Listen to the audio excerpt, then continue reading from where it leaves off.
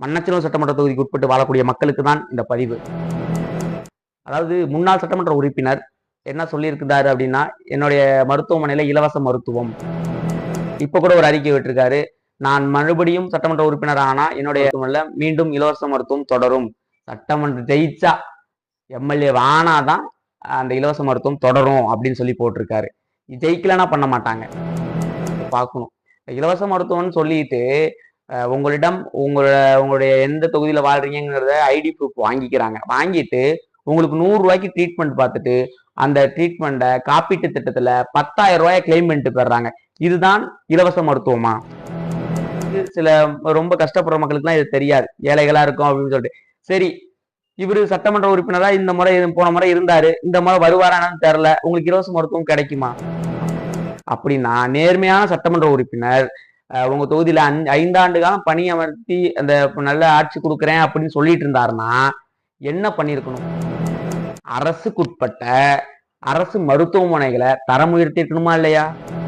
குறிப்பாக மணச்சூர் சட்டமன்ற தொகுதியில சுத்தி இருக்கக்கூடிய நிறைய மருத்துவமனைகள்ல முறையான மருந்துகள் கிடையாது. ஏன்னா இவரு ஆட்சிக்கு வந்ததுக்கு அப்புறம் தான் கிடையாது. ஏன்னா இங்க மருந்து இல்லைன்னு எல்லாருமே அந்த ஆஸ்பத்திரிக்கு போகணும். அதுல வச்சுதான் அவர் சம்பாதிக்க முடியும். அதனால முறையான மருந்துகளை அவர் அந்த ஆஸ்பத்திரிக்கு போக விடுறது இல்ல. ஏன்னா நீங்களே இங்கனே ட்ரீட்மெண்ட் பார்த்துட்டு அவர் சம்பாதிக்க முடியாதுல்ல. ரெண்டாவது அவருடைய காலேஜ் ஸ்டூடெண்ட்டுக்கு உங்களை வச்சு பாடம் எடுத்துட்டு இருக்காரு. அதுலயும் வருமானம் தான் பாக்குறாரு. அரசியலுக்காக இல்ல, அவங்க சம்பாதிக்கிறதுக்காக உங்களிடம் போய் சொல்லி அதை காப்பீட்டு திட்டத்துல கிளைம் பண்ணிட்டு எல்லாரும் இலவச மருத்துவம் தராங்க, பெரிய விஷயம் நினைச்சிட்டு இருக்கேன். அப்படி இருந்தா நம்ம என்னையா பண்ணிருக்கணும்? நம்ம ஊர்கள்ல இருக்க மணச்சூர் சட்டமன்ற தொகுதிக்கு உட்பட்ட இருக்கக்கூடிய ஊர்கள்ல நீங்க நல்லா போய் பாருங்க. ஏதாவது அரசு மருத்துவமனையில தரம் உயர்ந்திருக்கா? ஸ்கேனிங் வசதி இருக்கா? இல்ல முறையா ட்ரீட்மெண்ட் போயிட்டு இருக்கா? முறையான நேரத்துல அரசு ஆஸ்பத்திரியில இருக்கக்கூடிய டாக்டர்ஸ் எல்லாம் வராங்களா? அங்க இருக்கக்கூடிய பணியாளர்கள்லாம் இருக்காங்களா அப்படின்னு பாருங்க. இருக்காது. இந்த ஆஸ்பத்திரியில எல்லாருமே இருந்துச்சுன்னா யாரும் அவங்களுடைய தனியார் மருத்துவமனைக்கு வரமாட்டாங்க. அப்படிங்கிற ஒரு நிலை இருக்கனால இவர் இதை பண்ணிட்டு இருக்காரு. இதெல்லாம் நீங்க கண்டிக்கணும். இந்த தேர்தல்ல சிறந்த பதிலடி கொடுக்கணும். கடந்த 5 ஆண்டு வருஷமா எதுவுமே செஞ்சிடாம ஒரு தேர்தல போட்டியிடாருன்னு தெரியல எங்களுக்கும். ஏன்னா எவ்வளோ அலிகேஷன், கிட்னி திருட்டு அப்படி இப்படின்னு நிறைய புகார்கள் வந்தும் கூட தைரியமா அந்த மக்கள்கிட்டயே நான் நிக்கிறாருன்னா அப்போ நம்ம எப்படி நம்ம கேவலப்படுத்துறாரு? ஒருவேளை சோறு போட்டா இவனுங்கெல்லாம் நமக்கு அடிமைடா.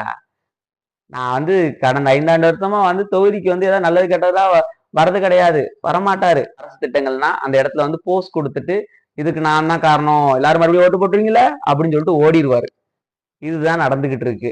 ஆனா கடந்த 5 ஆண்டு காலமாக எந்த ஒரு நல்லதுமே செய்யாத இந்த சட்டமன்ற உறுப்பினர், முன்னாள் சட்டமன்ற உறுப்பினர் இப்போ ஒரு கறிசோறு ஆக்கி போட்டா நம்ம ஓட்டு போட்டுருவாங்க, ஞாபகம் வச்சுக்கோங்க, நம்மள ஊர் கறி விருந்து போடுவோம் அப்படின்னு சொல்றாரு. ஏன்னா நிச்சயமா போட்டிருக்கலாம்ல, நீங்க ஜெயிச்சீங்கல்ல.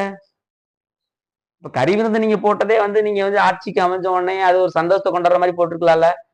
ஏன் எங்க மக்கள்லாம் சாப்பாட்டுக்கு வழி இல்லாம இருக்காங்களா? இந்த மண்ணச்சநல்லூர் சட்டமன்ற தொகுதிக்கு உட்பட்ட மக்கள் அனைவரும் சிந்திக்க வேண்டும்.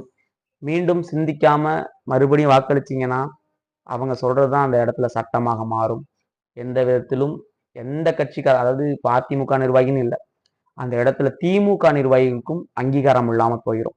ஏன்னா திமுக நிர்வாகிகள் கழகத்துக்காக நிறைய உழைச்சிருக்கோம். ஆனா எங்களை நம்பாம அவங்களுடைய காலேஜ்ல இருக்க ஸ்டூடெண்ட் அனுப்பிதான் எங்களை அசிங்கப்படுத்திட்டு இருக்காங்க. அது எங்களாலே பொறுக்க முடியல. இருந்தாலும் என்ன பண்றது அப்படிங்கிற ஒரு நிலையில தான் திமுக நிர்வாகிகளும் கூட இருக்காங்க. நிச்சயமாக இந்த நிலை மாற வேண்டும் என்றால் இந்த ஒரு முறை அனைத்து மக்களும் சிந்தித்து வாக்களியுங்கள். உங்களுக்காக, உங்களில் ஒருவராக அண்ணன் பரதன் அவர்கள் இருப்பாங்க. என்றென்றும் உங்களுக்காக நீங்க நினைத்த ஒரு சட்டமன்ற உறுப்பினராக வருவார் என்பதை இந்த இடத்துல உறுதி எடுக்கிறோம். நிச்சயமாக இந்த தொகுதியை மீட்டெடுப்போம், நல்லாட்சி வழங்கிடுவோம் என கூறி இரட்டை இலை சின்னத்துக்கு வாக்களிப்பீர் என கேட்டுக்கொள்கிறோம். நன்றி, வணக்கம்.